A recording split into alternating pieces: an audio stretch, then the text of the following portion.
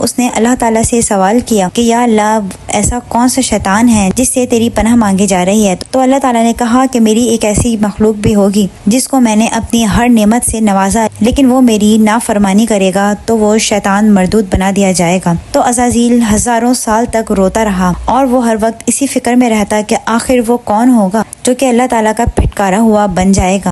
عزازیل نے کہا کہ اللہ تعالیٰ میں اس سے ملنا چاہتا ہوں، آخر وہ شیطان مردود کون ہے؟ تو اللہ تعالیٰ نے کہا تو بہت جلد اس کو دیکھ لے گا۔ اور یہ سننے کے بعد عزازیل پھر کئی ہزار سال تک عبادت میں مشغول ہو گیا، پناہ مانگتا رہا کہ آخر وہ کون ہوگا جو کہ اللہ کی نافرمانی کرے گا اور پھٹکارا ہوا بنا دیا جائے گا۔ پھر اللہ تعالیٰ نے حضرت آدم کو تخلیق کرنے کا ارادہ فرمایا اور زمین سے مختلف جگہوں سے مٹی حاصل کر حضرت آدم علیہ السلام کے پتلے کو بنایا گیا۔ اللہ تعالیٰ نے انہیں اپنے ہاتھوں سے تخلیق کیا، پھر اسے بنانے کے بعد روایات کے مطابق 40 سال تک اسے وہیں رکھ چھوڑا۔